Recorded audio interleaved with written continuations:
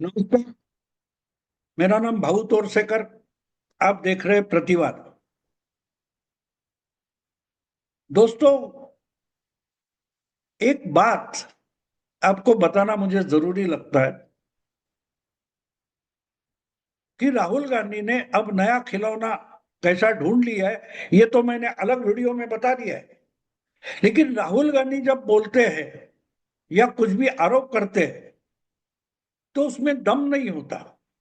लेकिन दूसरी बात यह है कि राहुल गांधी कोई भी और कैसा भी आरोप कर सकते हैं। जिसका कोई सर नहीं है, जिसके कोई पैर नहीं, जिसके कोई हाथ नहीं है, जिसके कोई सबूत नहीं है, ऐसा कुछ भी आरोप राहुल गांधी कर सकते हैं। अगर चांद पे कुछ बिगड़ गया, मोदी जी फ्रॉड कर रहे हैं। अगर चाइना में कुछ जलजला आ गया, चाइना में कुछ बाढ़ आ गई, मोदी ने कुछ गड़बड़ की है।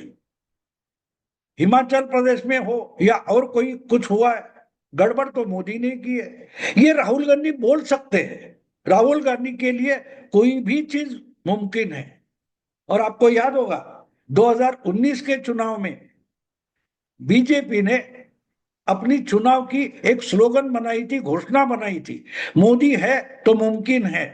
और वो बहुत सक्सेसफुल हुई थी। लेकिन उसके बाद चुनाव खत्म होने के बाद मोदी के बारे में या बीजेपी ने यह स्लोगन का फिर से इस्तेमाल नहीं किया। अब हम राहुल गांधी के बारे में यह स्लोगन इस्तेमाल कर सकते हैं, राहुल है तो मुमकिन है। और ये मैंने इसलिए कहा कि जो आरोप राहुल गांधी हमेशा लगाते हैं उसमें से कोई भी आरोप वो उसके अंत तक नहीं ले जाते। आपको याद होगा 2019 के चुनाव के पहले मोदी सरकार ने जो राफेल हवाई जहाज खरीदने का एक एग्रीमेंट किया था, उस पर राहुल गांधी ने बहुत बड़ा बवाल खड़ा कर दिया था। कभी 20,000 करोड़, कभी 25,000 करोड़, कभी 30,000 करोड़, कभी 50,000 करोड़। जो आंकड़ा उस समय मुंह में आएगा वो राहुल गांधी बोल देते थे। और इतने पैसे मोदी ने अपने फ्रेंड अनिल अंबानी के जेब में डाल दिए, ये बोलते थे, याद है ना आपको। और बाद में इस पर भरोसा करना कितना मुश्किल है ये ना जानते हुए यशवंत सिन्हा और अरुण पुरी, इनके जैसे बुद्धिवादी लोग, बुद्धिजीवी लोग, बुद्धिमान लोग सुप्रीम कोर्ट चले गए थे पीआईएल लेकर कि ये आंकड़ा, ये जो रकम है उसका आंकड़ा सरकार छुपा रही है। इसका मतलब इसमें बड़ी भारी गड़बड़ हो गई है। आखिर सुप्रीम कोर्ट ने उस पर सुनवाई की थी, जिसके याचिकाकर्ता प्रसिद्ध पत्रकार अरुण शौरी और यशवंत सिन्हा थे, जो पहले बीजेपी में थे, अटल बिहारी वाजपेयी के गवर्नमेंट में मंत्री भी रहे। लेकिन वो भी राहुल गांधी के पीछे भागते भागते राफेल के खिलाफ सुप्रीम कोर्ट में याचिका लेकर गए थे, पीआई लेकर गए थे। एक समय आ गया, सुप्रीम कोर्ट ने सरकार से पूछा कि भाई ये आंकड़ा बता दो। तो सुप्रीम कोर्ट को मोदी सरकार ने बताया था कि ये आंकड़ा, जो कीमत दी गई है, वो कीमत हम एग्रीमेंट के तहत डिक्लेयर नहीं कर सकते, क्योंकि हवाई जहाज बेचने वाली जो फ्रेंच कंपनी है उनके साथ ये एग्रीमेंट हुआ है कि जो रकम दे दी है, जो कीमत दे दी है, उसकी पब्लिकली चर्चा नहीं होगी। और इसका कारण होता है, बिजनेस में एक कारण होता है कि जो चीज आपने मेरे से खरीदी है, अगर वही कीमत दूसरे को पता चले तो मैं उसको ज्यादा कीमत पर बेच नहीं सकता। इसलिए अगर आपको सस्ता बेचा है तो आपको वो कीमत जो है वो छुपानी पड़ती है। वो एग्रीमेंट का एक हिस्सा होता है। और जब ऐसे करोड़ों करोड़ों रुपए के जहाज खरीदे जाते हैं तो ये तो लाजमी है। और इसलिए फ्रांस की वो कंपनी और भारत सरकार में जो व्यवहार हुआ था, उसके एग्रीमेंट में एक शर्त ये थी कि जो पैसे हमें दे रहे हो इसकी चर्चा जाहिर नहीं करना, क्योंकि अलग अलग देशों को, वो फ्रेंच कंपनी हो या कोई भी कंपनी हो, अपना माल बेचती है, किसी को सस्ता बेचती है, किसी को ज्यादा कीमत से बेचती है। लेकिन अगर कम से कम कीमत पता चले तो ज्यादा कीमत जो दे सकता है वो भी बार्गेन करेगा, अड़ा बैठेगा, और उस कंपनी को नुकसान होगा, और इसलिए यह शर्त होती है। तो जो रकम थी और जो एग्रीमेंट था, वही मोदी सरकार ने सुप्रीम कोर्ट में पेश किया, और सुप्रीम कोर्ट ने मान लिया कि जो कुछ हुआ है वो सही हुआ है, वो डिक्लेयर करने की जरूरत नहीं। और राहुल गांधी रहे दूसरी अलग रहे, और मुंह की खानी पड़ी यशवंत सिन्हा और अरुण शौरी को। आजकल तो उनका नाम कोई लेता भी नहीं है, भूल गए लोग। अरुण शौरी और यशवंत सिन्हा नाम के कोई थे, ये राहुल गांधी भी भूल गए और बाकी लोग भी भूल गए, मीडिया भी भूल गए। तो कहने का मतलब ये कि कोई भी कैसा भी सबूत ना होते हुए भी आरोप करना, ये राहुल गांधी के लिए पॉसिबल है, मुमकिन है। इसलिए मैंने कहा राहुल है तो मुमकिन है। अभी भी जो उन्होंने आरोप परसों किए वोटर लिस्ट के बारे में, और पिछले कुछ हफ्तों से चल रहा है, क्योंकि बिहार में जो वोटर लिस्ट का रिवीजन चल रहा है उस पर उनका आक्षेप है। उसमें से कुछ 65 लाख वोटर के नाम काटे गए, और ये अन्याय है। ये राहुल गांधी एक तरफ बोलते हैं और दूसरी जगह खुद ही एक कुछ ही बंगलोर की चुनाव क्षेत्र का आंकड़ा लेकर दिखाते, देखो यहाँ कितने बोगस है, तो बोगस है तो काटने पड़ेंगे। और बिहार में वही काम चुनाव से पहले चुनाव आयोग कर रहा है, और उसके बाद पूरे देश में वोटर लिस्ट की रिवीजन होगी, पुनर्धारणा होगी, इसकी घोषणा भी हुई है। तो राहुल गांधी को पेट में दर्द क्यों है? उनको वोटर लिस्ट अच्छी हो, सही हो, इससे कोई मतलब नहीं है। राहुल गांधी का जो उद्दिष्ट है, मतलब है, वो सिर्फ मोदी को गाली देने से। जो जो कुछ मोदी के खिलाफ होगा, राहुल गांधी उसके समर्थन में खड़े हो जाएंगे।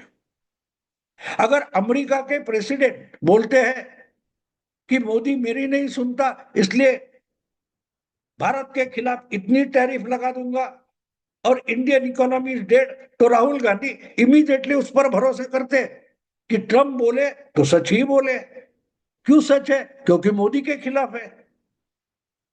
सच का सबसे बड़ा सबूत एक होता है, राहुल गांधी के लिए सच का सबसे बड़ा सबूत क्या होता है?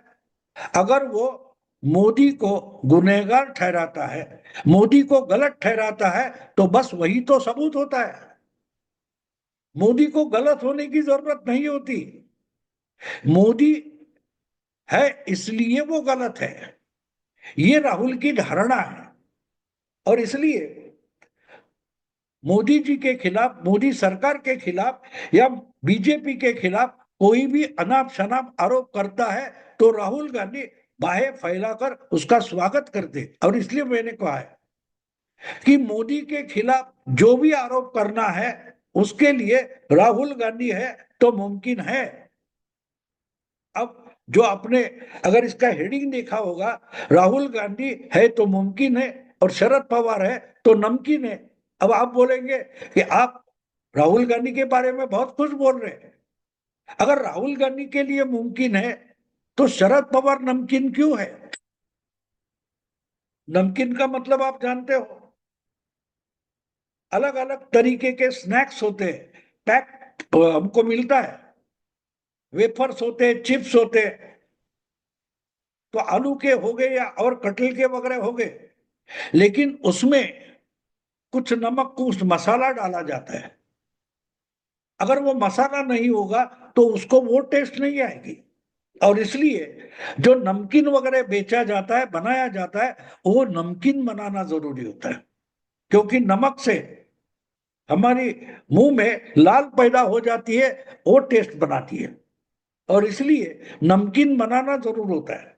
तो राहुल गांधी कुछ भी आरोप करे ये मुमकिन है, लेकिन वो चटपटा नहीं बन सकता। राहुल गांधी के आरोप इतने चटपटा नहीं होते जितने शरद पवार बना सकते, क्योंकि शरद पवार जो आलू की चिप्स हो या और किसी भी चीज की चिप्स हो, केले के चिप्स हो, उसको नमकीन बनाने के लिए जो मसाला चाहिए वो शरद पवार के पास होता है। और बिल्कुल वही तो 2 दिन में हुआ है।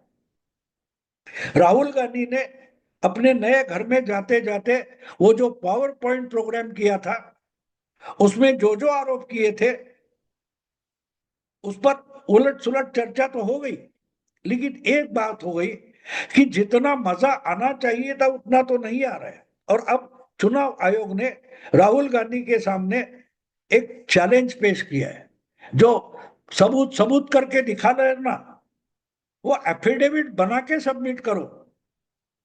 अब एफिडेविट तो राहुल गांधी नहीं बनाएंगे, क्योंकि उनको मालूम है वो सरासर झूठ बोल रहे, सरासर झूठ बोल रहे। और अगर झूठ एफिडेविट पर बनाया जाता है और सबमिट किया जाता है, और अगर वो कल झूठ साबित हुआ तो सजा हो सकती है। और इसलिए कोई भी झूठ बात होती है, वो आदमी उसका एफिडेविट बनाने के लिए राजी नहीं होता। और इसलिए कोर्ट का मामला हो, बहुत कई जो होते लीगल डॉक्यूमेंट्स बनते हैं, उसमें एफिडेविट प्रतिज्ञा पत्र दाखिल करने को कहा जाता है। क्योंकि आज बोल रहे हो, कल वो झूठ साबित हुआ तो छूटोगे नहीं, उसके लिए अलग कुछ नहीं होगा, तुमको सजा होगी। और राहुल गांधी जानते हैं कि वो झूठ बोल रहे हैं, और इसलिए उन्होंने कहा कि मैं कोई एफिडेविट नहीं बनाऊंगा। लेकिन उनका जो आरोप है वो करना मुमकिन है, लेकिन नमकीन कैसे बनेगा, चटपटा कैसे बनेगा, उस पर चर्चा कैसी होगी। इसलिए जो कुछ आरोप राहुल गांधी ने किया, वो शरद पवार ने उसको चटपटा बनाने की कोशिश की। 2 दिन बीत जाने के बाद अचानक शरद पवार ने आज एक पत्र परिषद ली, पत्रकार परिषद ले ली, प्रेस कॉन्फ्रेंस ली, और एक नया खुलासा किया है, गौप्य स्फोट किया है कि विधानसभा महाराष्ट्र का जो चुनाव हुआ था उसकी टाइम टेबल घोषित होने से पहले उनके पास 2 लोग आए थे और उन्होंने शरद पवार को ऑफर दी कि हम महाराष्ट्र के 288 में 160 सीटें आपकी महाविकास आघाड़ी को जीत कर दे सकते हैं। ऑफर थी। और शरद पवार आगे कहते, ऐसे लोग चुनाव के आसपास मिलते हैं, मैं ऐसे लोगों के पास ध्यान नहीं देता, दुर्लक्ष्य करता हूं। लेकिन बाद में आगे बोलते शरद पवार कि मैंने वो दो अधिकारी थे, उनको राहुल गांधी के पास लेकर गया, उनसे मिलाया, लेकिन राहुल गांधी बोले कि ऐसे झंझट में हमको पड़ना नहीं है। चुनाव में जो जनता हमको बताएगी बस वो हमें मंजूर है, हमें 160 सीटों का लालच दिखाने की जरूरत नहीं है, और बात खत्म। अब एक बात सीधी है कि उद्धव शरद पवार जो टाइमलाइन बता रहे हैं उसका मतलब ये पिछले साल की सितंबर की बात होगी, क्योंकि अक्टूबर में महाराष्ट्र विधानसभा के चुनाव हुए थे और उसका टाइम टेबल सितंबर में डिक्लेयर हुआ था, और उसके पहले मतलब पूरा 1 साल हो गया।